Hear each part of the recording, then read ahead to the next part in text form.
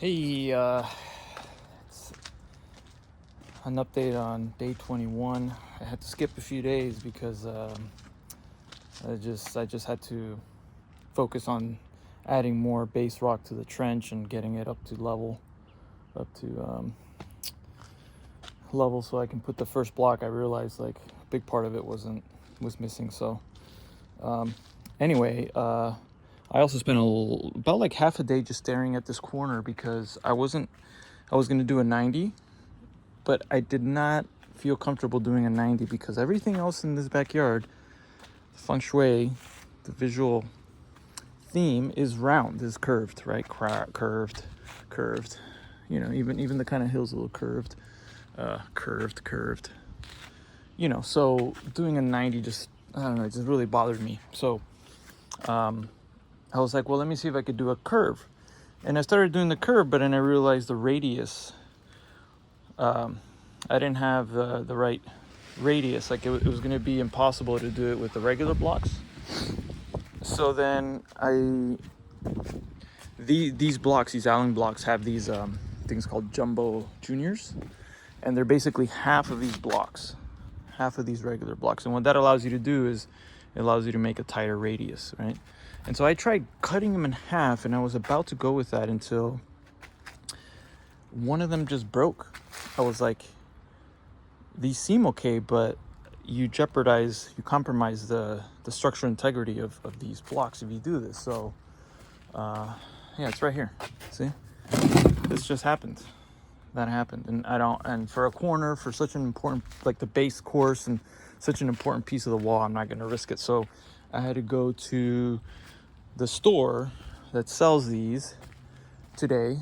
So I had to wait Sunday. I had to wait Saturday and Sunday, and I bought a whole bunch of them, and they're out in the front. So the other thing though is that we had a lot of rain this morning and last night, and so I had tarps all along this, setting up the tarps. And as you can see, these are the tarps. I'm letting them dry a little bit, but I had about 4 of them on here. I hooked them onto the side of the slope and then just try to do my best to angle them out. But as you can see, you know, it's some of it's dry. This area is dry there. A lot of debris fell from the slope, so I'm gonna have to clean that up. So more work, basically. You can see some kind of dripped in there. Some dripped in there. I'm gonna have to clean that stuff up. Yeah, we got a mini landslide over here. I gotta clean that up. You can see, like, see, you got pieces of wood there and stuff. So yeah, now I have to spend time cleaning it up. But anyway, I also had to order some more base rock because what I was using from Home Depot, which is paver base, what I noticed was the rocks aren't, it's almost the same thing as 3/4 base rock, except I think it's a different color, which doesn't concern me. But what does concern me is the kind of rocks that are in the paver base. They're not all angular. There were some that were rounded, and that kind of bothered me because you're not supposed to use rounded. And maybe for pavers that's not a big deal because the layer of paver base is not thick. You know, it's not that, you know, the structural integrity doesn't have to be, stop using fancy words, but it's not as deep, right? Like this trench is like 7-8 inches deep, and so, and it's holding up a wall, right? Paver base, you've got pavers, right? That the most you're gonna hold one, you know, a few 100 pounds, 300 pounds at a time. It's not gonna have constant load. So anyway, so that kind of, you know, I was buying a whole bunch at Home Depot just to finish it off because it was over the weekend, and the landscaping company that was nearby, that, you know, they don't deliver on Sundays, and I didn't think I needed that much more. But anyway, long story short, I got about 2 cubic yards coming in tomorrow morning, and I'll probably use half of a cubic yard maybe to finish the trench up, make it all the same level. I needed a lot over here.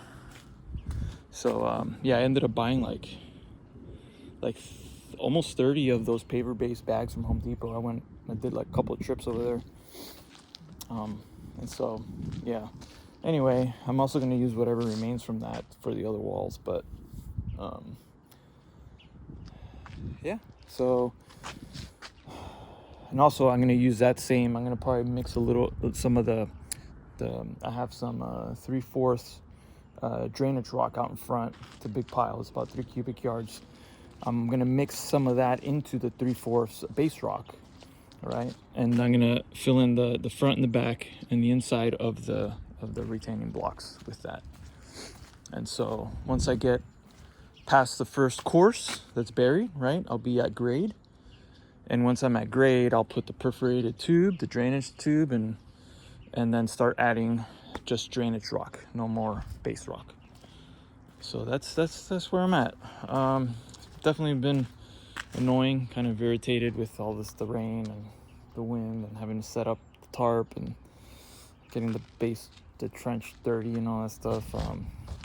Also, like, I didn't take pictures of this, but the rain, it started puddling up in the tarp. I tried to set it up at an angle so all the water would come this way, but I guess with the wind and everything, and maybe there were some places where it wasn't completely angled, and it started sinking with the weight of the water, and basically just created puddles. And so I tried using a submersible pump that I have for the pool, but the water wasn't high enough for that really to work really well. It worked in big puddles, like at least 4 inches, but nothing less than that. And then so for the rest of the stuff, I just used the vacuum, the wet vac, a shop vac, and just dumped out the water and just kept vacuuming it out. It was a pain in the ass, but yeah, well, now I got all the material I need, so tomorrow morning I will get back to it and hopefully start laying some blocks. All right, till next time.